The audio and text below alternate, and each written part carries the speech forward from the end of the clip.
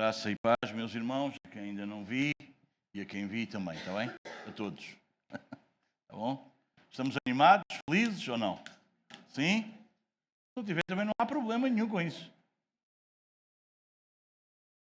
Não é? Com o Senhor nós somos mais do que vencedores. Amém? Estamos na terça-feira, estamos a estudar o primeiro livro de Salmos, não é? E estamos no Salmo 20. Bom, sem mais demoras, porque já passaram 52 segundos, está bom? Nós vamos fazer a leitura. Está bem? Vamos ler a palavra do Senhor.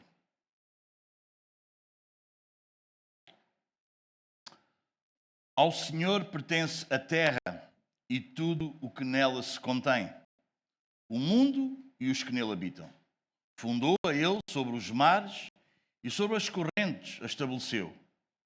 Quem subirá ao monte do Senhor? Quem há de permanecer no seu santo lugar?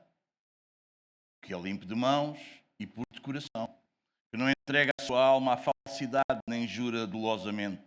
Este obterá do Senhor a bênção e a justiça do Deus da salvação. Tal é a geração dos que o buscam, dos que buscam a face do Deus de Jacó. Levantai, ó portas, as vossas cabeças. Levantai-vos, ó portais eternos, para que entre o Rei da Glória. Quem é o Rei da Glória? O Senhor, forte e poderoso. O Senhor poderoso nas batalhas. Levantai, ó portas, as vossas cabeças. Levantai-vos, ó portais eternos, para que entre o Rei da Glória. Quem é esse Rei da Glória? O Senhor dos Exércitos. Ele é o Rei da Glória. Amém. Vamos só ter uma breve oração mais uma vez, meus amados. Pai nosso que estás nos céus, santificado seja o teu nome, Senhor.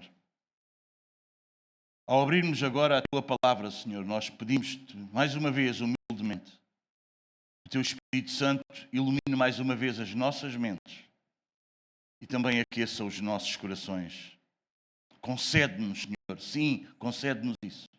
Concede-nos reverência diante da tua majestade, fome pela tua verdade, Senhor, e coloca em nós a disposição para que cada um de nós obedeça à tua voz. Que Cristo, o Rei da Glória, seja exaltado nesta mensagem que vamos ouvir. Que todo o orgulho humano, Senhor, seja quebrantado diante da tua soberania. Fala ao teu povo, Senhor. Fortalece a tua igreja. Senhor, e salva os perdidos para a glória do teu nome. Nós te pedimos estas coisas agradecidos no nome do Senhor Jesus. E todos podemos dizer amém. Glória a Deus. Podemos ficar sentados? Bom, como vocês já têm ouvido, o Salmo 24 deve ser lido dentro do seu contexto. E qual é o contexto? Ele está ligado a outros dois salmos. Vocês ainda se lembram? Salmo 22, 23 e 24, não é? No 22 nós vimos o Messias sofredor. No 23 nós vimos o pastor que cuida, o pastor cuidador. E no Salmo 24, o Rei da Glória, ou o Rei glorioso. Esta sequência, meus amados, é muito rica, teologicamente. No Salmo 22, Cristo sofre, não é? No 23, Cristo pastoreia. E agora, no 24, Cristo reina. Historicamente, muitos associam o Salmo 24 à entrada da Arca da Aliança em Jerusalém, nos dias de Davi. Como os irmãos sabem, a arca representava a presença de Deus no meio do seu povo. Mas este salmo vai para além disso, aponta muito para além deste evento. Ele eleva-se para uma visão muito maior. Ele fala-nos do Deus soberano, que é santo e glorioso. E ele vai entrar triunfantemente, não é? Como rei. Amém? Deixa-me dar-vos aqui a estrutura do Salmo e como eu o vou expor esta noite a vocês. 3 pontos aqui. versículo 1 e 2, o rei é dono de toda a criação. Depois dos versículos 3 a 6, o rei exige santidade dos que se aproximam dele. E dos versículos 7 a 10, o rei entra triunfante em glória. Amém, meus amados? Vamos começar então, versículos 1 e 2. O rei é dono de toda a criação. Diz-nos o versículo 1, ao Senhor pertence a terra e tudo o que nela se contém, o mundo e os que nele habitam. Davi começa com uma afirmação absoluta da propriedade divina. Tudo pertence ao Senhor. Eu não sei se tu ouviste. Tudo pertence ao Senhor. A terra, os povos, os reinos, os recursos, os animais, os mares, os homens. Notaste aqui na palavrinha, aqui logo no início do versículo, qual é a palavra que está lá? Ao? Já sabes o que é este Senhor, sabes? Ou não? O que é este Senhor? É o Yahvé, o Deus da aliança. O eu sou, amém? O Deus autoexistente. Mais uma vez, como toda a Escritura, mas só para nós lembrarmos e percebermos, o Salmo não começa com o homem. Nada começa com o homem. O Salmo começa com Deus. Meus amados, toda a Escritura, a Bíblia, meus amados, é teocêntrica. É sempre Deus no centro. Eu sei que tu já ouviste muito isto. Mas eu não sei se tu estás a viver isto. Amém, meus amados? É Deus no centro. Não é o homem. Não é qualquer outra coisa. É Deus no centro. Isso quer dizer que nós devemos viver o quê? Centrados em Deus. Nós encontramos esta verdade através das Escrituras. Elas começam logo como? E criou, Gênesis 1. Como é que começa? E criou Deus os céus e a terra. Se Deus criou, portanto, Ele possui isso. Isso é dele. Foi Ele que criou. O Novo Testamento ainda vai aprofundar mais esta verdade. Ele vai mostrar que todas as coisas foram criadas por meio de Cristo e para Cristo. Colossenses 1,16, nós podemos ler? Querem ir lá no instante? Colossenses 1,16.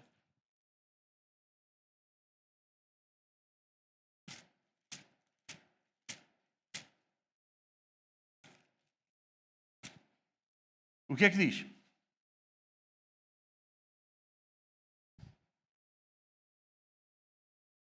Pois nele em quem? Em Cristo, não é? Foram criadas todas as coisas, nos céus e sobre a terra, as visíveis e as invisíveis, sejam tronos, sejam soberanias, quer principados, quer potestades. Tudo foi criado por meio dele e para ele. Amém, meus amados? Amém? Não interessa se está na igreja, se não está na igreja. Vocês entendem? Tudo foi criado para ele e por meio dele. Aqui nós vemos a soberania de Deus. O direito que Deus tem sobre toda a sua criação. Ele tem um domínio universal sobre tudo. Ele é o Deus criador. Ele é o sustentador. Não há ninguém autónomo de Deus. Vocês entendem? Todas as pessoas vivem, existem. Tudo o que existe, existe por causa de Deus. Ninguém é autónomo de Deus. Mesmo que a pessoa diga, eu não acredito em Deus. Ele não é autónomo de maneira nenhuma. Amém, meus amados? Os homens nos dias de hoje, como é que eles dizem? Como é que eles falam? É a minha vida. Ninguém tem nada a ver com isso. A vida é minha. Quem é que tem alguma coisa a ver com isso? Não é, não. Não é, não, meus amados. Não é, não. O Salmo 24 diz-nos: a terra e todos os seus habitantes pertencem ao Senhor. Ele é criador. Ele foi o criador de tudo. Amém, meus amados? Às vezes, imaginem, pensem só. Alguém que vive numa casa alugada durante muito tempo. Ele pinta paredes, ele mobila, ele restaura. Vocês entendem? E às vezes até parece que a casa é dele. E ele vive na casa como se a casa fosse dele. Ele até pode dizer, esta casa, olha, isto é a minha casa. Esta casa é minha. Até pode ocupar a casa por um longo tempo. Mas ele não é o dono da casa. Pois não? Ele não é o dono da casa. Há um dia que o senhorio pode dizer, olha, eu quero a casa. Mas toda a vida ele viveu como se ele fosse dono da casa. Mas ele não é o dono da casa. Meus amados, assim é o homem no mundo de Deus. Não é? Ele acha que as coisas são dele. Ele acha que ele é dele próprio. E é a minha vida. Não é, meus amados. Não é. Não é nada disso. As pessoas estão bem enganadas. Vivemos na criação do Senhor. Foi Deus que criou tudo. Foi ou não foi? Nós respiramos o ar que o Senhor nos dá. Quer seja crente, quer não seja crente. Respiramos o ar que Deus nos dá.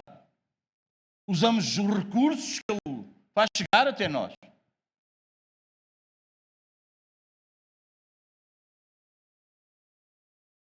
O problema é que a maioria das pessoas vivem como se tudo fosse dele. Como se tudo fosse nosso. Se tudo pertence ao Senhor, meus amados, vamos refletir um pouco. Então, o meu corpo pertence ao Senhor. Amém? Se tudo pertence ao Senhor, então o meu dinheiro, não percebi, pertence ao Senhor. Se tudo pertence ao Senhor, a minha família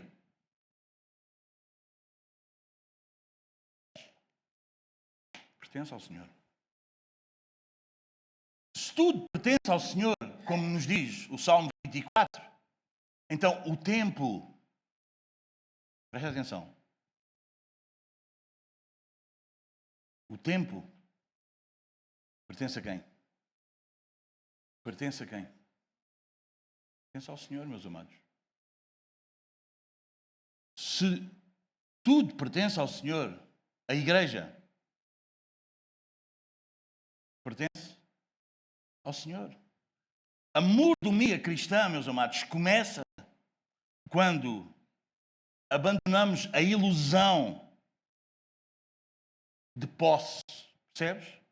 Quando tu achas que aquilo é teu. Percebes? Se tu ainda achas que alguma coisa é tua, absolutamente tua, exclusivamente tua, tu ainda não percebeste o que é a mordomia cristã. Tu ainda não percebeste o que é viver no reino. Amém, meus amados? Primeira carta aos Coríntios, capítulo 6.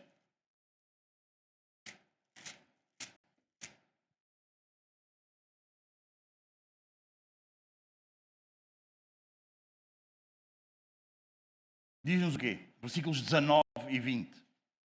Acaso não sabeis que o vosso corpo é santuário do Espírito Santo que está em vós, o qual tendes da parte de Deus e que não sois de vós mesmos? É a pergunta. E porquê é que nós não somos de nós mesmos? Porque nós fomos comprados por preço. Amém? Agora, pois, glorificai a Deus no vosso corpo. Amém?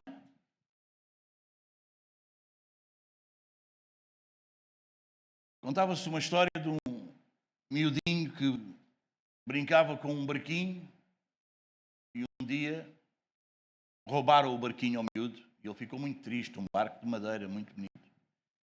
E ele ficou muito triste e por anos ele nunca mais viu o barco. Um dia está a passar na rua e ele vê numa montra o barco que ele tinha perdido ou que alguém tinha roubado. E ele vai àquele dono daquela loja e diz: eu quero aquele barco que está ali na montra. Quanto é que custa? E ele foi lá e pagou.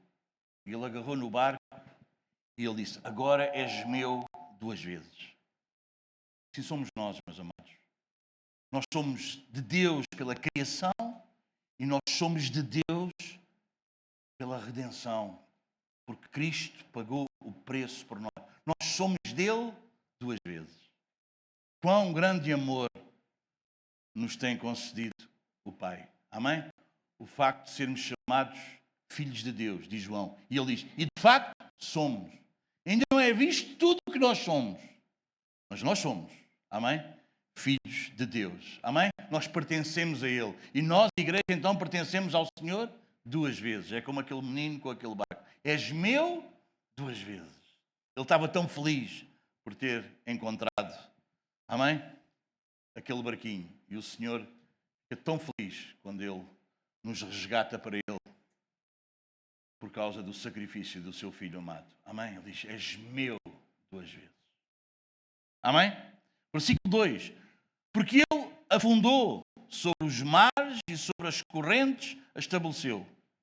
Então o versículo 2 dá-nos a razão do versículo 1. Verdade ou não? Ele diz, ao Senhor pertence a terra e tudo o que nela se contém. E depois no 2 diz o quê? Fundou a Ele sobre os mares e sobre as correntes a estabeleceu. Então ele dá-nos a razão do versículo 1. A terra pertence ao Senhor, porquê? Porque foi Ele que a fundou. Ó Domingos, grande novidade. Precisamos pensar sobre estas coisas. Amém? No pensamento hebraico, meus amados, os mares muitas vezes simbolizavam o quê? O perigo, o caos, a instabilidade, o desconhecido. Vocês entendem? Quando Davi declara que Deus estabeleceu a terra sobre aquilo que parece instável, o que é que vocês acham? O que é que vocês acham que Davi nos está a querer dizer? O que é que este salmo nos está a querer comunicar, a querer dizer-nos? Meus amados, eu acho que ele nos comunica que o domínio de Deus, do Deus soberano, é sobre tudo, até mesmo aquilo que aparentemente para nós é um caos, é uma desordem, não há solução. Deus é soberano por isso. Deus domina sobre isso. Amém? Diz, Ele criou a terra, não é? Sobre algo, não é? Completamente desconhecido, instável. Fazia lembrar o caos, a desordem, o perigo, a instabilidade. Desde Gênesis, Deus é apresentado como aquele que traz ordem ao caos. Ou não? A terra, porém, estava sem forma e vazia, diz logo no versículo 2. E o Senhor trouxe ordem. Amém, meus amados? Deus fala, Deus separa, não é? Terra seca.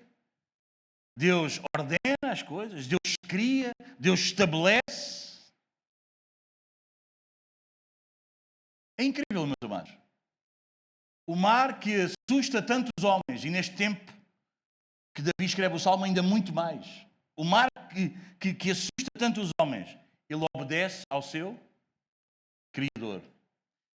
Eu gostava que vocês fossem a Jó 38, quando Deus vai responder a Jó.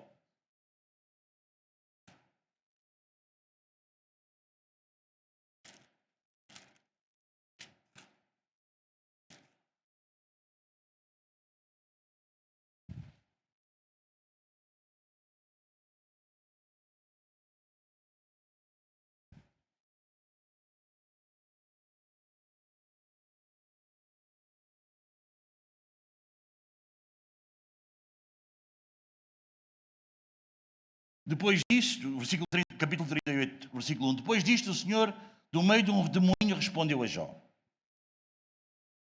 quem é este que escurece os meus desígnios com palavras sem conhecimento? Deus diz para Jó: cinge. Lembram-se disto? Cinge depois os lombos, como homem. Vá, vamos lá pensar. Pois eu te perguntarei e tu me farás saber.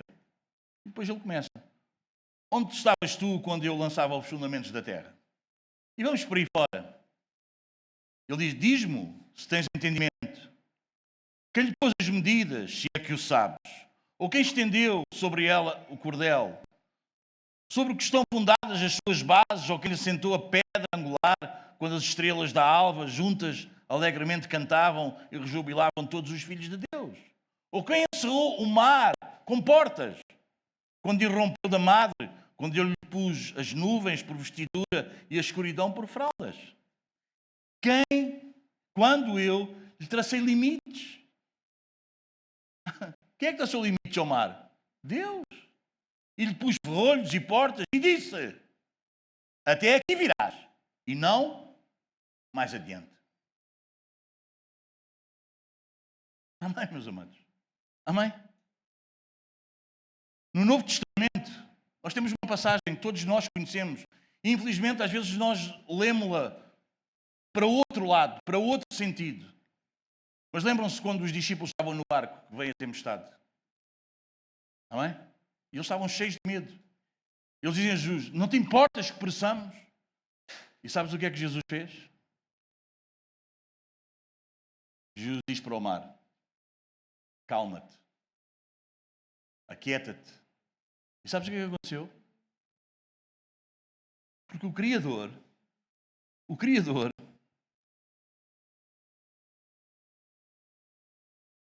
obedeceu. O mar obedeceu ao seu Criador. Não é? O mar obedece porque Cristo estava no barco. E Cristo é o Criador de todas as coisas. E ele disse: aquieta-te. E o mar se aquietou. Amém, meus amados? Ele não só criou todas as coisas, mas ele não é como alguém que criou todas as coisas e depois ele ausentou-se e agora a criação vive. Não, meus amados. Ele sustenta. Em Hebreus 1:3 diz: ele sustenta todas as coisas pela palavra do seu poder. Amém, meus amados? A criação não permanece por ela própria, pela sua própria força. Não. Deus não cria apenas, Ele sustenta. Pensem num arquiteto que ele desenha e uma ponte, por exemplo. E quando um arquiteto desenha aquela ponte, ele não desenha só a ponte. Ele está a construir alguma coisa, meus amados, que vai estar sobre as águas e vai aguentar a violência daquelas águas e vai manter aquela ponte firme. Amém, meus amados? Assim Deus estabeleceu o mundo. Da mesma maneira. Sobre aquilo que nos parece ameaçador, sobre aquilo que para nós parece inseguro, sobre aquilo que para nós parece que é um caos, Deus é capaz de trazer estabilidade, firmeza, segurança, sentido, rumo sobre isso. Porque Deus é o Criador de todas as coisas. Ele é o sustentador de todas as coisas, meus amados. Deixa-me dizer-te uma verdade importante. Aquilo que parece para ti e para mim um caos, não é um caos para Deus.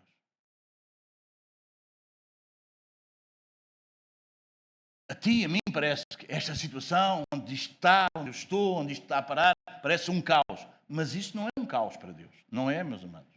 As nossas crises não são um caos para Deus. A nossa instabilidade não é um caos para Deus. Não é, meus amados. As guerras, já viste como é que são as guerras? Nós agora levamos aí com essa informação e essas imagens horríveis, horrendas, nas nossas televisões e nos nossos telemóveis. Isto não é um caos para Deus. Não é um caos, meus amados. As enfermidades, isto não é um caos. Mudanças, tempestades, tudo isso está debaixo do governo soberano daquele que criou todas as coisas e as sustenta pela palavra do seu poder. Não há nada que aconteça que esteja fora do controle deste Deus soberano, deste Deus que é o Pai do nosso Senhor Jesus Cristo e deste Deus que é o teu Pai e o meu Pai. Amém, meus amados? O crente, o Filho de Deus, não descansa, meus amados, porque ele consegue entender todas as coisas. Sabem porque é que o crente, sabem porque é que o Filho de Deus pode descansar? Porque ele sabe que Deus governa sobre todas as coisas. Está difícil? Está confuso? Não entendes? Deus está a governar sobre isso. Deus está a governar sobre isso. Deus sabe o que é que está a fazer. Ele é soberano. Amém, meus amados? Bom, depois de nós percebermos isto, este Deus que criou todas as coisas, este Deus que sustenta todas as coisas, este Deus que é dono de tudo. Bom, vem a pergunta, versículo 3. E o subtítulo destes versículos 3 a 6, deste ponto número 2, é: o rei exige santidade dos que se aproximam. Diz o versículo 3: quem subirá ao monte do Senhor? Quem há de permanecer no seu santo lugar? Bom, agora o Salmo muda de direção, não é?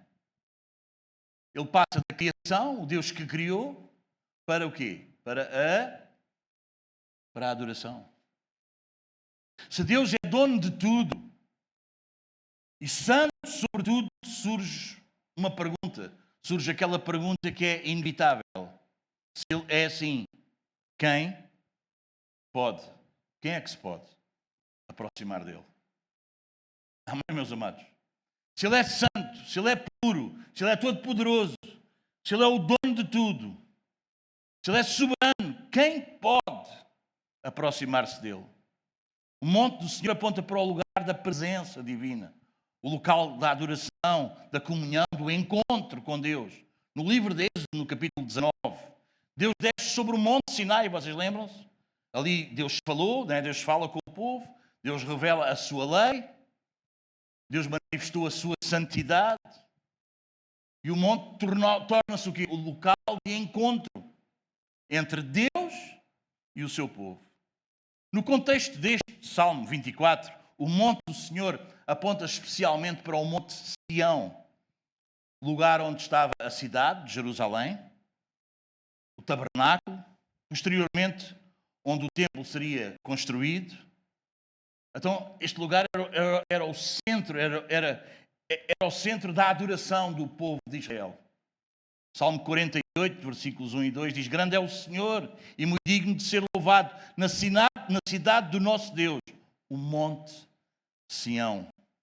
Permanecer no seu santo lugar. Bom, isto intensifica ainda mais a pergunta que nos é feita. Ou a pergunta que fazemos. Quem, né? Quem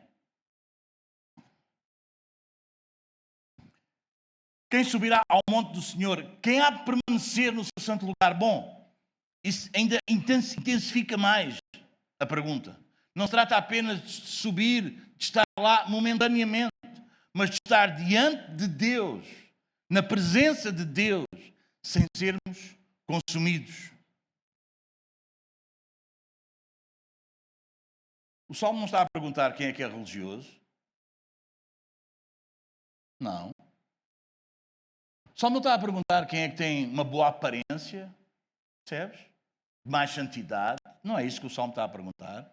O Salmo não está a perguntar quem é que tem uma tradição religiosa, pertence a uma família que sempre foi religiosa. Não. O Salmo nem sequer está a perguntar quem é que frequenta o templo. A pergunta é: quem pode estar diante do Senhor? Quem é que pode estar diante de um Deus santo? E esta tensão, meus amados, esta tensão também é algo que atravessa toda a Escritura. Toda a Escritura. Lembras-te? Por Deus ser santo, Adão foi o quê? Expulso do Éden. Não podia estar na presença. Ele não podia estar na presença. O que é que Adão fez? Matou? O que é que Adão fez? Roubou? O que é que Adão fez? Andava aí. O que é que Adão fez, amados? O que é que Adão e Eva fizeram? Adão e Eva quiseram ser como Deus sem ter Deus.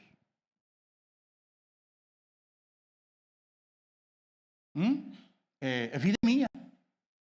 Eu vou fazer as coisas como eu acho, como eu quero, à minha maneira. Não é? Vou ter conhecimento. Aquela ave iria dar conhecimento do bem e do mal e bora lá. Sem Deus. Isso não é o que nós vimos aí. Não é? Esta é a tensão que existe. Essa é a tensão. Não é?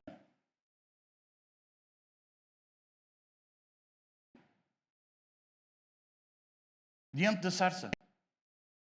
O que é dito? O que é dito? Descalça as tuas sandálias, porque o lugar onde estás é terra santa. Acha que é o lugar que era ou era Deus que estava naquele lugar? Acha que é a sarça que está a arder? É Deus, na presença de Deus. Há sempre esta tensão, desde o início. Quem é que pode estar na presença de Deus? Como é que podemos estar na presença de Deus? Quem é que, vocês percebem? Quem é que permanece diante deste Deus Santo? Israel teme diante do Sinai. Isaías, lembram-se? Na noite em que morreu o rei Uzias, eu vi o Senhor. Sabe o que é que Isaías diz? Quando ele vê o Senhor? Ai de mim, que habito no meio de um povo de impuros lábios. E eu sou como esse povo. Porque a gente só percebe quando estamos diante do Senhor. E a gente percebe que não somos melhores que ninguém. Amém? Agora aqui a gente compara-se e a gente acha que somos. Mas quando estamos diante do Senhor, diz, ai de mim. Não ai deste, ai daquilo, ai do outro. Ai de mim. Porque eu estou no meio do povo que era para ser como deve ser e não é. E eu não sou melhor do que esse povo. Sou igual a eles. Ai de mim, estou perdido. Diz lá em Isaías 6,5. Como vos tenho falado, meus amados, o problema do homem nunca é apenas ignorância. É a sua impureza diante da santidade divina. Que há uns anos atrás, não muitos, eu tive a oportunidade de estar a trabalhar ali no hospital, no bloco operatório. Ninguém entrava naquele bloco com a roupa que andava cá fora. Ninguém entrava naquele bloco sem passar, sem se desinfetar. Vestíamos uma roupa, nós parecíamos médicos. Não éramos médicos, mas nós parecíamos os médicos. Mas, meus amados, naquele lugar havia uma grande exigência de pureza. Estão a entender? Eu não gostava nada de trocar de roupa. Aliás, eu consegui comprar roupa e não experimento a roupa. Eu trago a roupa para casa e depois alguém vai trocar a roupa, porque eu não experimento, eu não gosto. Eu visto-me de manhã e só não me visto toda a semana porque parece mal. Andava toda a semana vestido. E não despia mais. Não gosto.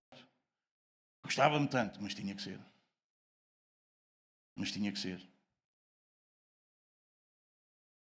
Aquele ambiente exigia o quê? Uma santidade técnica. Não podia entrar micróbios naquele lugar. Aquele lugar tinha que estar limpo.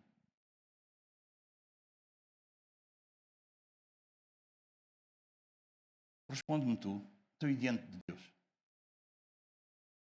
E diante de Deus? E diante de Deus?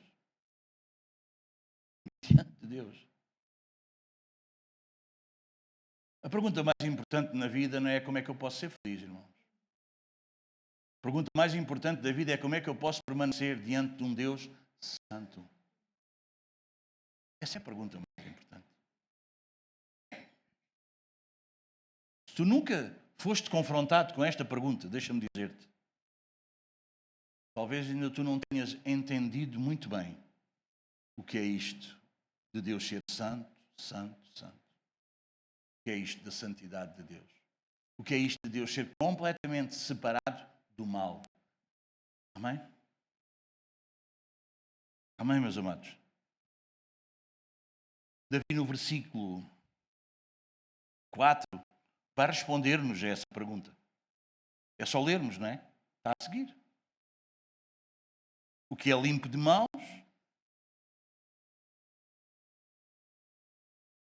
aquele que é puro nas suas ações,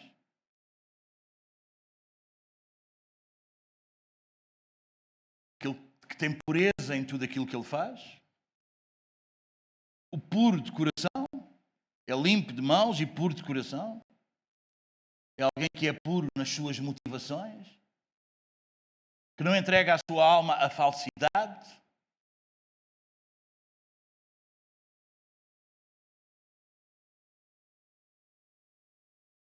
Rejeita todo o tipo de idolatria, de falsidade. Nem jura dolosamente. Quer dizer que ele é uma pessoa íntegra nas suas palavras. Bom, eu não sei o que é que tu podes dizer diante disto. Mas se calhar se eu não posso pôr aqui os teus últimos 5 minutos. Se calhar nos últimos 5 minutos, ou 10, ou um quarto de hora, se calhar tu falhaste em alguma coisa destas aqui. Já nem digo um dia. Ou não. Se calhar sou eu que sou mesmo muito mau, todos vocês são um espetáculo. Não é, meus amados? Não é? Não é? Se passasse aqui um filme atrás daquilo que nós pensamos, se passasse aqui um filme 24 horas do nosso dia, sabe o que é que acontecia? Um por um saía envergonhado. Os outros sabiam o que ele pensou, o que ele fez, e ele ia embora.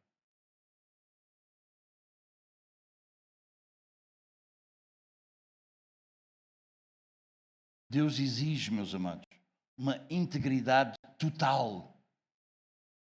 Que nem tu, nem eu, nem ninguém, não há ninguém à face da terra consiga cumprir. Amém, meus amados? Bom, se nós não lermos este versículo como ele deve ser lido, talvez nós lemos-lo equivocadamente. Deixa-me ir ao Salmo 15, só para te lembrar. Lembram-se? O Senhor já nos deu a oportunidade de expormos o Salmo 15. Um salmo que eu costumo ler. Não sei se tu costumas. Mas este salmo fala do cidadão dos céus. E já que vamos para lá, não é? Já que nós vamos para lá, convém meditar nele. Diz, quem, Senhor, habitará no teu tabernáculo? Quem há de morar no teu santo monte? E depois ele responde. O que vive com integridade, pratica a justiça e de coração fala a verdade, o que não difama com a sua língua, não faz mal ao próximo, nem lança injúria contra o seu vizinho, o que a seus olhos tem por desprezível ao réprobo. Há pessoas que gostam mais de gente que peca do que gente santa. Há gente na igreja que consegue amar mais gente pecadora lá fora e tem mais apreço porque gente santa. Quem é santo incomoda. Mas aquele que aos seus olhos o réprobo é desprezível. Mas honra aos que temem ao Senhor, o que jura com dano próprio.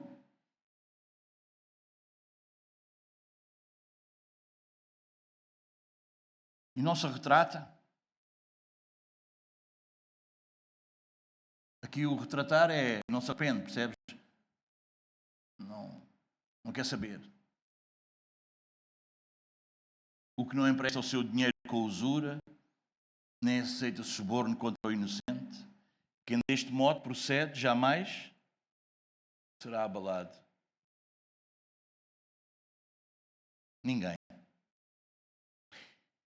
Estes versículos, tanto do Salmo 15 como este versículo que nós lemos, meus amados, este versículo 4 que nós lemos, não deve ser lido como se o homem pudesse produzir por si mesmo a pureza necessária para entrar na presença de Deus. Este versículo precisa de ser lido corretamente. E ele sendo lido corretamente, o que o texto revela mostra-nos a nós tanto o padrão de Deus, que é santo, santo, santo, quanto a nossa insuficiência como homens. Quem de nós possui mãos perfeitamente limpas? Não é, meus amados? Quem de nós? Quem é que possui um coração perfeitamente puro?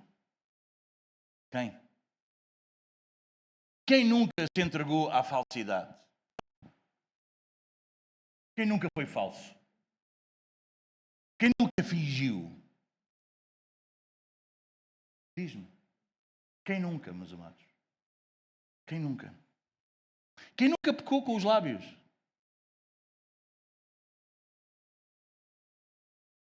Se nós formos dar uma resposta honesta, nenhum descendente de Adão fez isso. Todos pecaram e destituídos estão da glória de Deus. Provérbios 20, aqui um bocadinho à frente. Provérbios 20.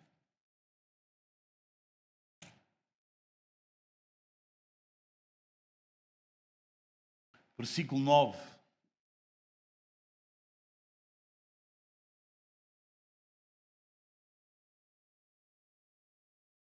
Quem pode dizer: purifiquei o meu coração e limpo estou do meu pecado? Quem pode dizer isso?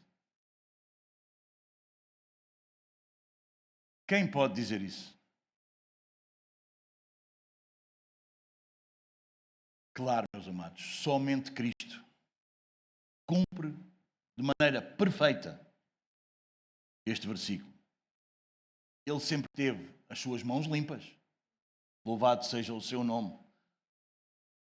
O seu coração sempre durante... Tu já viste? Incrível. Jesus é alguém incrível. Incrível. Ele vive 33 anos aqui na terra onde nós vivemos.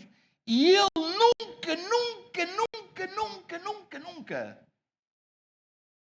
fez nada destas coisas que nós não conseguimos deixar de fazer. Amém, meus amados? Nunca. O seu coração foi sempre puro. A sua alma não se deu à falsidade. A sua alma sempre estava devotada ao Pai. Sempre ele queria agradar o Pai. Ele diz: a minha comida e a minha bebida é fazer a vontade do meu Pai. Eu não vim fazer a minha vontade, eu vim fazer a vontade do meu Pai. O meu prazer é fazer a vontade do meu Pai. Amém, meus amados? Amém? Os seus lábios íntegros. Primeira carta de Pedro, capítulo 2, 22. Diz-nos: o qual não cometeu pecado nem dolo algum se achou em sua boca. Amém, meus amados? É isso mesmo. Aqui nós somos completamente conduzidos à justiça de Cristo. O pecador não sobe ao monte pelo seu próprio mérito, mas por meio da justiça imputada de Cristo. Segunda carta aos Coríntios, capítulo 5, versículo 21, diz: para que nele fôssemos feitos justiça de Deus. Imaginem alguém tentar entrar num palácio. Imaginem um mendigo, alguém que vive nas ruas, e ele tenta entrar no palácio com as suas roupas completamente imundas. Ele encontra um chafariz, um lugar com água, ele lava as roupas. Vocês entendem? Ele lava-se e ele diz: bem, eu fiz o melhor que eu podia para eu me limpar. O problema é que o padrão do palácio é muito mais alto. O padrão do palácio não é o esforço que aquele mendigo fez para ficar limpo. E o seu maior esforço, ele tentou com tudo o que tinha. Não é, meus amados. Porque no palácio há aquela pureza real. Vocês entendem? É isso, meus amados. No Evangelho, Cristo não nos lavou apenas. Ele nos vestiu com a sua justiça. Louvado seja o seu santo nome. Amém, meus amados? Então este versículo vai confrontar completamente aquela religiosidade externa, vocês entendem? Da aparência, sem haver uma pureza interior. Amém, meus amados? Não interessa o que é que as pessoas pensam de ti, interessa o que Deus sabe de ti. Não interessa se eu aparentemente para os outros pareço muito santo, se Deus sabe que eu não sou santo, que no meu interior não há santidade. Que vale, diz-me tu, de que vale? De que vale? De que vale? Amém, meus amados? Amém? Eu agora já não, porque o Senhor já teve misericórdia de mim e tratou comigo, mas antes eu vestia roupa lavada sem tomar banho. Bom, eu ia todo bonito, o problema é que o pessoal não aguentava ao pé de mim. Vocês entendem? Vocês entendem, meus amados? Eu lembro-me da minha mãe comprar umas calcinhas, uma camisinha toda bonita, eu estreava as calças e a camisa, mas eu não tomava banho. Eu entrava na casa de banho e saía da casa de banho seco. É claro que isso depois percebia-se o cheiro. Às vezes a minha mãe dizia, Domingos, não tomaste banho. Malandro, dizia ela. Meus amados, o que é que serve a aparência? O que é que serve? O que é que serve, meus amados? O que é que serve toda a gente nos aplaudir se quando Deus olha para nós? Tu te preocupas mais com o que os outros dizem de ti ou com o que Deus diz acerca de ti? Amém? Não serve de nada a religiosidade externa, meus amados. Toda a gente nos aplaudir se não há pureza interior. O que é que serve nós termos ortodoxia, nós fazemos tudo sem santidade? Não vale de nada. Meus amados, o que é que serve nós entrarmos aqui, cultuarmos a Deus, cantarmos as músicas, fazermos as orações e nós não nos arrependermos? Percebes a importância que nós damos no culto, do tempo de confessarmos os nossos pecados? Eu sei que tu às vezes não os usas, mas devias usar. O que é que serve o culto sem arrependimento? Não vale nada. Não vale nada, meus amados. Não vale nada. Não vale nada. O que é que serve nós termos as palavras corretas na nossa boca e toda a gente apreciar o que nós falamos e o que nós dizemos, se Deus vê que o nosso coração está ainda muito dividido entre Ele e qualquer outra coisa? De que serve isso, meus amados? De que serve isso? De que serve haver palavras corretas e um coração dividido? Sabes que não é difícil tu e eu termos o nosso coração dividido. Há tanta coisa que luta com o lugar de Deus na nossa vida. Família, filhos, marido, mulher, trabalho. Tanta coisa. Coração dividido. Meus amados. Jesus não se impressionava com a aparência exterior. Vocês lembram-se, não é? Jesus, que é a expressão exata do Pai, ele não ficava maravilhado com a aparência. Não, ele tratava muito disso. Vocês entendem, meus amados?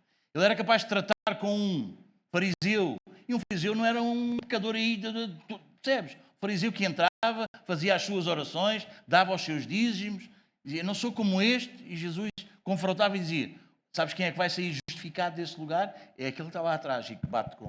Ele não é hipócrita. Ele nem está confiado nas suas boas. Porque, sabem, nós somos muito bons a contar as nossas boas ações. Somos terríveis a observar as nossas más ações. E nem sequer é más ações para com o outro, às vezes. É más ações para com Deus. O nosso coração está dividido. De que serve, meus amados?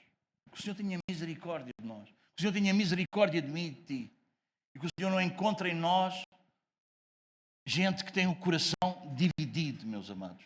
Porque Tiago vai dizer, não pense tal homem receber alguma coisa de Deus. Se tens o coração dividido, tu não vais receber nada de Deus. Porque, Deus é o centro, é tudo. Ou senão ele não é nada.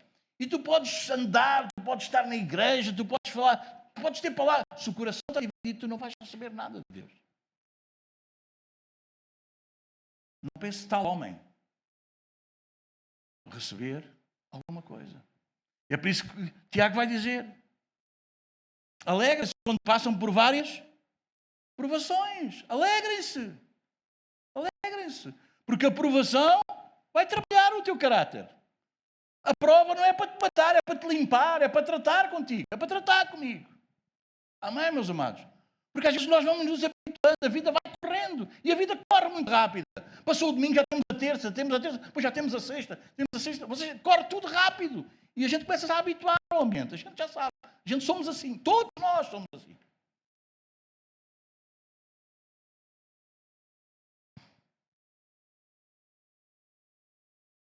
Deus não quer só mãos levantadas na adoração. Deus quer mãos limpas. O que é levantar as mãos aqui na adoração? Se as tuas mãos fora daqui fazem o que não glorifica a Deus. Serve, meus amados. Deus não quer só mãos levantadas.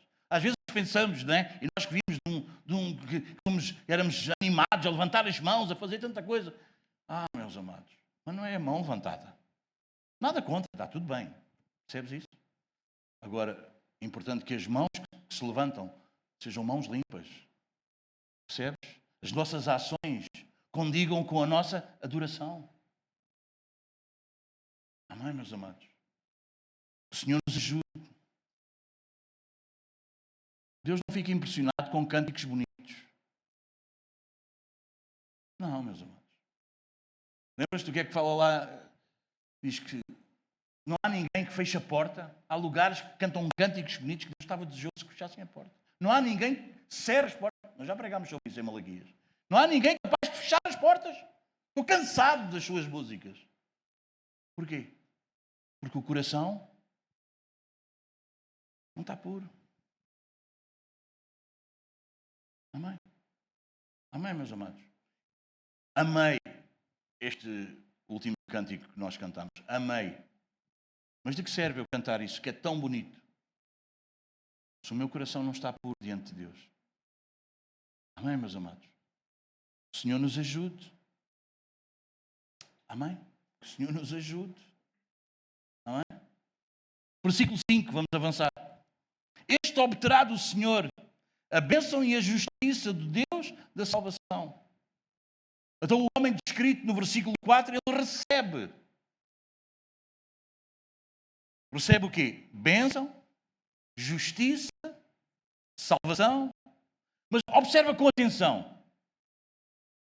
Recebe do Senhor. A justiça aqui não é a tua justiça própria. É um dom que procede de Deus. Procede do Deus da nossa salvação. Mais uma vez, meus amados, tudo isto que estamos tratando no Salmo 24 percorre toda a Bíblia. Deixa-me ir a Gênesis novamente. Desde Gênesis, que a justiça salvadora é recebida de que maneira? Pela fé. Olha Abraão, ele creu no Senhor e isso lhe foi imputado para a justiça. O mesmo Deus é tão maravilhoso, meus amados. Não há como tu seres habitado pelo Espírito e tu não te maravilhares com este Deus. O Deus que exige justiça da tua parte é o Deus que te concede a justiça que tu precisas. Amém, meus amados? Não há nada que Deus exija da tua vida, que tu tenhas que ter na tua vida, que Ele não tenha para te dar. Percebes, meus amados? Porque não há nada melhor do que Ele, do que vem dEle. E Ele quer o melhor. E o que melhor vem dEle. A justiça vem dEle. O amor vem dEle. A fidelidade vem dEle. A força vem dEle. A vida vem dEle. Tudo vem dEle. E tudo volta para Ele. Deus exige justiça. Senhor, como é que eu faço? Tenho que receber dEle. Não a justiça que vem pelas obras da lei, mas a justiça que vem pela fé em Cristo. Ele exige justiça. A gente não tem. A gente não tem, meus amados. Nós não temos. Em Jeremias 23, 6 diz: o Senhor é a nossa justiça. Amém, meus amados? Cristo não nos ensina simplesmente justiça. Ele é a nossa justiça. 1 Coríntios 1,30 diz: Cristo Jesus tornou da parte de Deus sabedoria e justiça. Amém, meus amados? Imaginem alguém que está a dever uma dívida que não consegue pagar. Mas a própria pessoa a quem ele deve providencia o pagamento. E ainda declara para o devedor: olha, tu és livre, está pago. Uau. É assim que Deus faz, meus amados, no Evangelho. Ele exige-nos justiça. Amém, meus amados? Amém? Mas Ele é o provedor dessa justiça.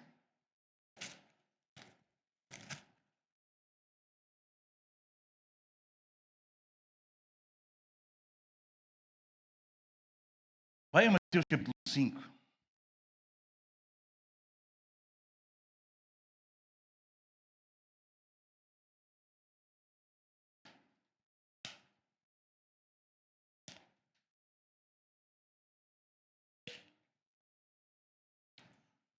Nós estamos com uma questão no nosso Parlamento para mudar a Constituição. As pessoas querem mudar a lei.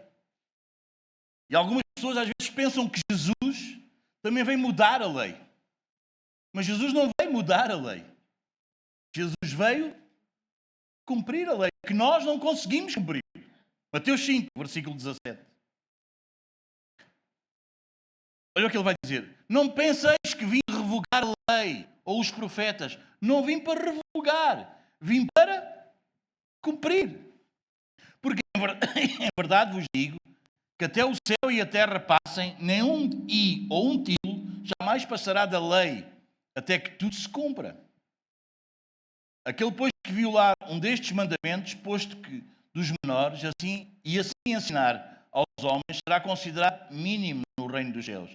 Aquele, porém, que os observar e ensinar, esse será considerado grande no reino dos céus. Porque vos digo que, se a vossa justiça não se exceder em muito a dos escribas e fariseus, jamais entrareis no reino dos céus.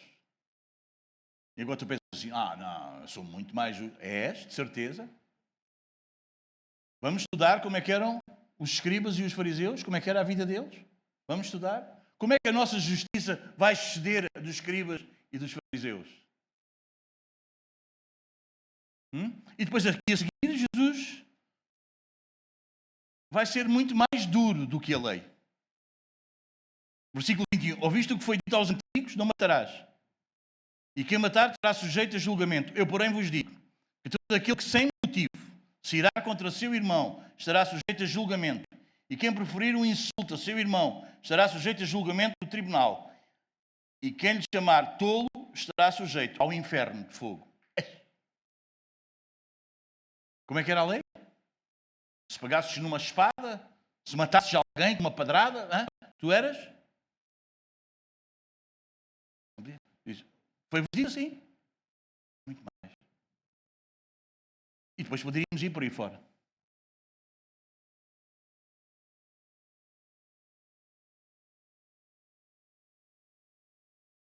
Meu querido irmão, minha querida irmã, não confies na tua justiça. Não confies mesmo na tua justiça. Confia na justiça de Cristo. A tua obediência, a nossa obediência, se importa? Claro que importa. Eu não estou a dizer que a nossa obediência não importa. Claro que a nossa obediência importa. Mas a base, meus amados, a base, o que sustenta a nossa obediência, a base da nossa aceitação diante de Deus, sabes qual é a base? Diz-me lá qual é a base. Qual é a pedra angular? Onde muitos tropeçam e outros é uma rocha firme. Quem é essa pedra angular?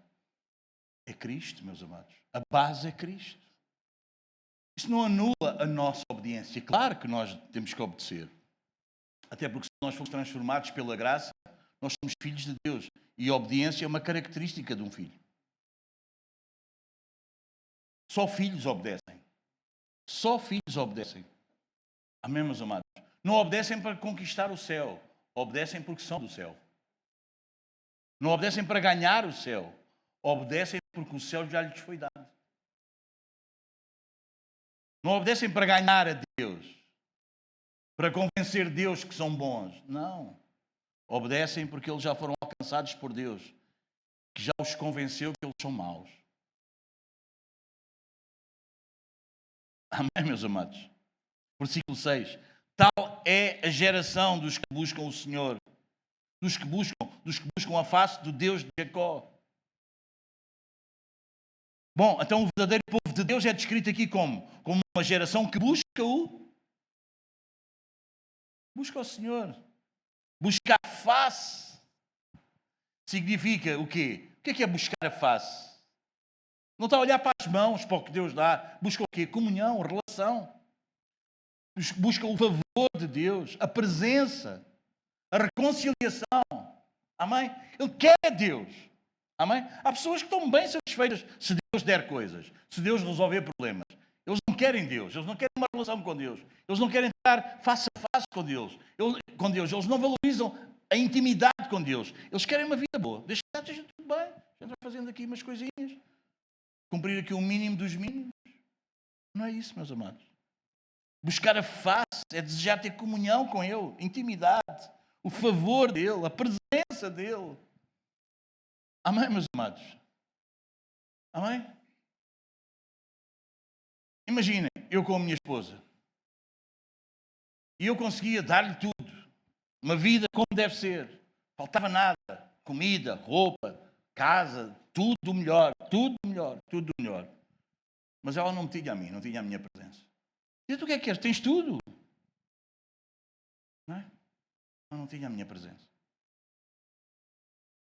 Não tinha o meu favor. Não havia relação. Vocês entendem? Isso era horrível, não é? As pessoas que vivem com Deus assim. Eles não buscam a face. Eles não querem a presença. A presença até os assusta. Quando falamos em presença, eles até ficam... Ai. A geração. Tal é a geração dos que o buscam. Dos que buscam a face do Deus de Jacó. O Deus de Jacó é uma expressão de graça, de favor. Jacó era um pecador, enganador, fraco. Mas ele foi alcançado pela misericórdia soberana do nosso Deus. Davi está a mostrar-nos aqui que aqueles que sobem ao monte não são aqueles que são autossuficientes. Não são os capazes.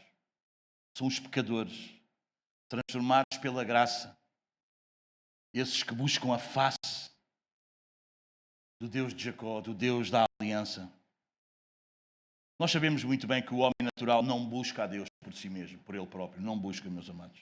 Romanos 3:11 diz, não há quem busque a Deus, nem um sequer. Portanto, se alguém busca a Deus de verdade, se alguém busca a Deus verdadeiramente, se alguém busca a face de Deus, é porque Deus já operou nessa pessoa, em primeiro lugar. Então, naturalmente, ninguém busca a Deus. Pode ter interesse nas coisas de Deus, mas não tem interesse em Deus. Não o quer conhecer. Amém, meus amados? Jeremias 29:13 diz, buscar-me-eis. Bom, há uns que buscam e não encontram. Mas há um segredo para nós o encontrarmos. Sabe o que está lá em Jeremias? Digam lá.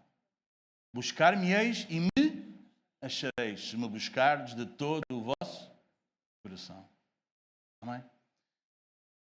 Deus, sabem como nós brincamos com as crianças pequeninas, que às vezes escondemos atrás do sofá, atrás da porta, e nós não queremos que elas não nos encontrem. Nós estamos desejosos daquele encontro. Vocês sabem? Que ela depois faz a festa. Ah, está aqui, é aquela festa. Nós queremos ser encontrados. Assim é Deus connosco. Deus não se esconde de nós. Deus só quer ser encontrado e desejado. Não é? E desejado. É, buscareis e me achareis. Se me buscardes de todo, não vale a pena ir com pressa. Não vale a pena. Tu não vais encontrá-lo. Tu não vais encontrá-lo. Não vale a pena ires a correr, que é como se fosse mais uma coisa que tu fazes no dia e tu não vais encontrá-lo. Não vais encontrá-lo.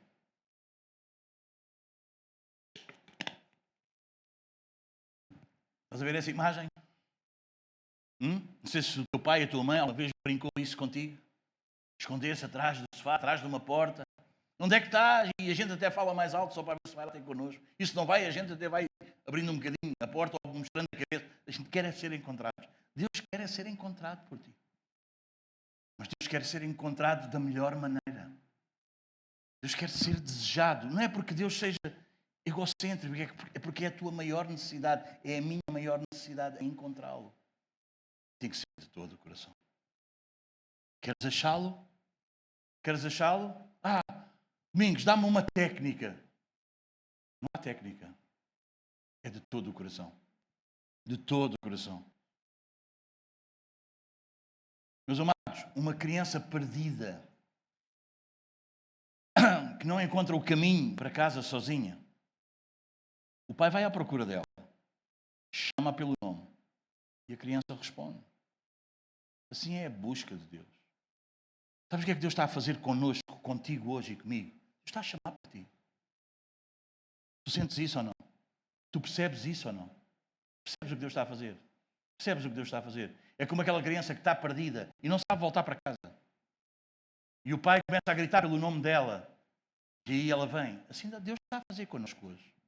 Está a chamar pelo teu nome.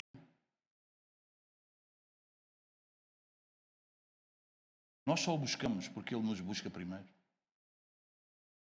Nós fomos buscados pela graça, afinal. Meus amados, a verdadeira religião não é frequentar cultos. A verdadeira religião é nós buscarmos a face do Senhor. Amém? A pergunta que podíamos fazer a nós próprios é: nós buscamos mais as bênçãos ou nós buscamos o Deus das bênçãos? O próprio.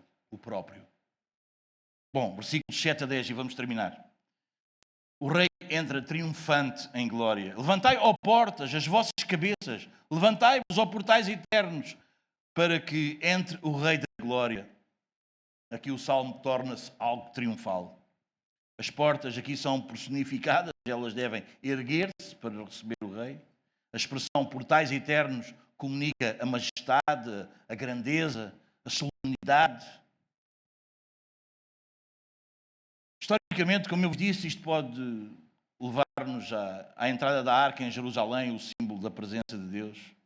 Mas uma coisa nós temos a certeza: teologicamente isto aponta para algo muito maior.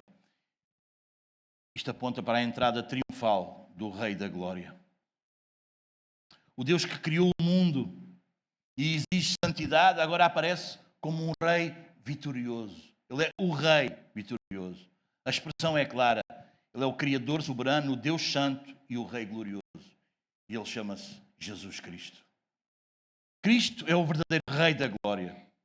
Após a sua humilhação, a sua morte e a sua ressurreição, ele ascendeu vitoriosamente. Atos 2:33 diz que exaltado depois à destra de Deus. Mas, amados, tal e qual como quando um rei voltava vitorioso de uma guerra, as portas da cidade eram abertas e o povo celebrava a chegada desse rei. Aqui não é um rei comum. Aqui o Salmo fala do Rei da Glória. Cristo jamais pode ser recebido parcialmente. As portas devem se abrir. Completamente. As portas do teu coração devem estar completamente escancaradas.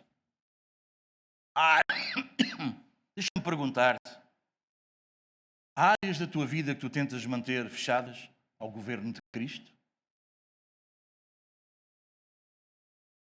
Gostava de lembrar-te de uma coisa. Este Rei da Glória não entra como hóspede no teu coração. Ele entra como um Senhor absoluto. Quem é o Rei da Glória, diz o versículo 8? O Senhor forte e poderoso. O Senhor poderoso nas batalhas. A pergunta aqui ainda intensifica mais o drama que nós estamos aqui a ler. Quem é o Rei da Glória? A resposta identifica este rei como o Yahvé, o grande eu sou, o forte, o poderoso, o guerreiro vitorioso. O rei da glória não é um rei passivo. Não, ele vence batalhas.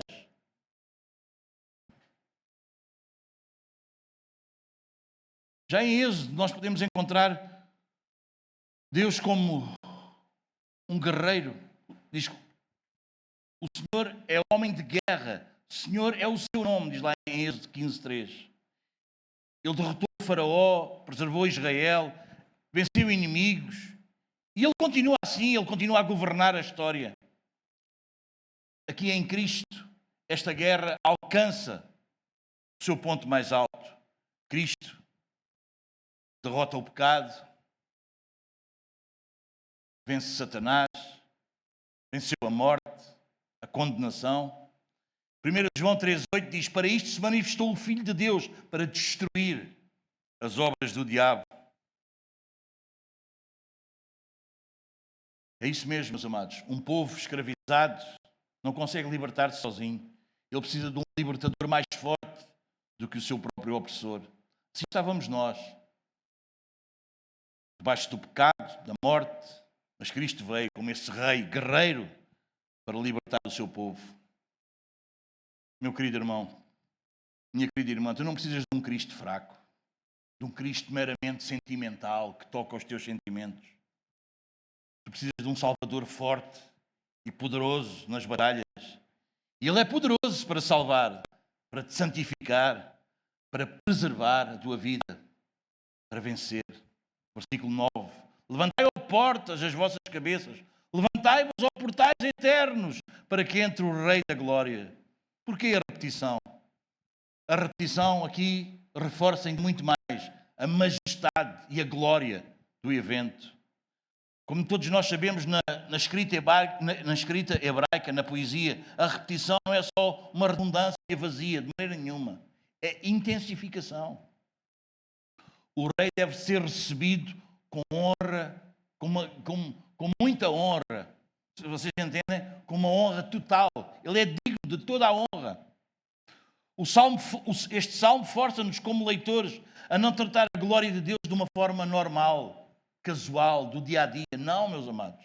A repetição funciona como uma convocação solene a nós tratarmos a glória de Deus como algo sobrenatural. As portas devem levantar-se novamente, porque a glória do rei é incomparável a qualquer outra glória de outro rei qualquer.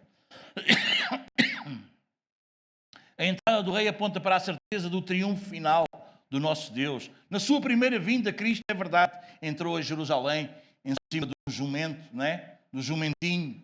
Ele entrou humilde. Diz lá em Mateus 21:5: eis aí te vem o teu rei, humilde. Mas na sua glória final, na sua vinda, ele se manifestará como rei universal. Apocalipse 1:7 diz: eis que vem com as nuvens e todo o olho verá. Meus amados, uma porta pequena pode servir para homens comuns. Claro que sim. Mas quando o rei chega, tudo precisa ser aberto. Completamente escancarado. Talvez tu não abras as portas do teu coração para qualquer pessoa. Talvez tu não deixes, percebes? Mas para ele, para o Rei da Glória, as portas têm que estar completamente abertas. Amém, meus amados? Completamente abertas. Meu querido irmão, meus irmãos, se nós temos uma visão pequena de Cristo, isso vai produzir em nós uma adoração também muito pequena. Mas quando tu tens uma visão mais elevada de quem Jesus é, isso produz em nós uma reverência, amém? Um temor, uma submissão, mas também uma grande alegria, um grande gozo. É verdade, meus amados, nós precisamos recuperar a reverência, precisamos disso. Cristo não é apenas alguém que nos auxilia nas nossas preferências, naquilo que nós queremos. Ele é o Rei da Glória. Ele é o Rei da Glória. A igreja deve adorá-lo com santo temor, com uma alegria abundante, transbordante, com júbilo. Versículo 10, e vamos terminar. Quem é esse Rei da Glória? O Senhor dos Exércitos. Ele é o Rei da Glória. A pergunta final recebe uma resposta bem mais elevada. Diz o Senhor dos Exércitos. Porquê é que a resposta final é mais forte? Porque ela acrescenta um título ainda mais majestoso, o Senhor dos Exércitos. Isto no hebraico é Yahvé Sabaoth. Significa Senhor dos Exércitos Celestiais, o Comandante Supremo, o Comandante Soberano, o Rei Absoluto sobre os céus e a terra. Ele governa anjos, nações, reis, história, a criação inteira, toda ela. Ele não é apenas Rei de Israel, Ele é o Rei de tudo. O Salmo termina com uma afirmação absoluta. Ele é o Rei da Glória. Consegues celebrar isso? A Bíblia caminha para o reconhecimento universal do reinado de Deus. Apocalipse 11:15 diz: o reino do mundo se tornou de nosso Senhor e do seu Cristo. Cristo reina agora e reinará visivelmente em glória no futuro. Embora reine atualmente, nem todos reconhecem o seu senhorio. Ainda vemos pecado, morte, rebelião, injustiça, sofrimento. O reino foi inaugurado, mas ainda não chegou à sua manifestação final. Quando Cristo voltar, o seu reinado será plenamente visível. Toda a rebelião será julgada, todo o joelho se vai dobrar, toda a língua vai confessar o seu senhorio. Cristo é Senhor. O Novo Testamento apresenta-nos Cristo como o Rei exaltado. Ele é o Rei dos Reis e o Senhor dos Senhores. Está lá em Apocalipse 19:16. Ele diz em Mateus 28:18: toda a autoridade me foi dada no céu e na terra. Meus amados, os impérios humanos surgem e caem. O Egito caiu, a Babilónia caiu, Roma caiu. Os reinos modernos também vão passar. Mas o Rei da Glória, esse permanece.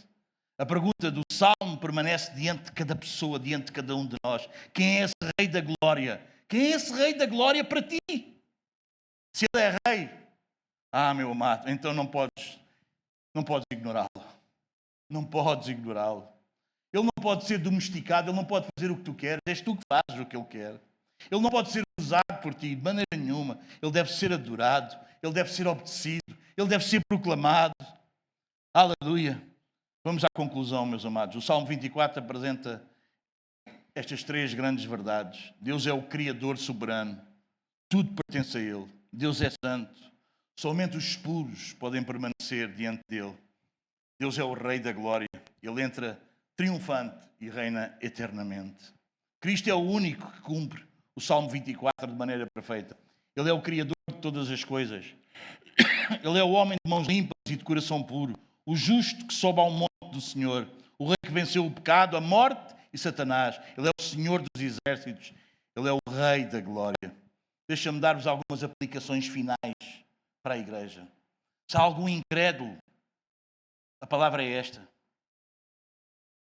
Tu vives num mundo de Deus. Tu respiras o ar de Deus. E tu vais prestar contas ao Rei.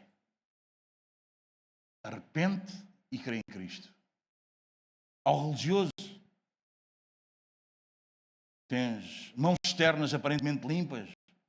Isso não basta. Deus exige um coração puro. Tu precisas da justiça de Cristo. Ao crente aflito, meu amado, descansa. O Rei da Glória governa até os mares. Nada está fora do seu domínio. Descansa nele. À igreja, não pregamos um Cristo fraco, mas o Rei da Glória. A igreja deve adorá-lo, deve obedecer-lhe, deve anunciá-lo às nações. O Salmo 24 faz isto. Chama-nos a contemplar Cristo como o Rei da Glória. Um Criador soberano, santo, perfeito e vencedor eterno. Diante de quem toda a porta se deve abrir, todo o coração se deve render e toda a criação o deve adorar. O Rei da Glória do Salmo 24 é o mesmo Cristo que desceu à humilhação na cruz no Salmo 22. Conduziu as suas ovelhas pela graça no Salmo 23.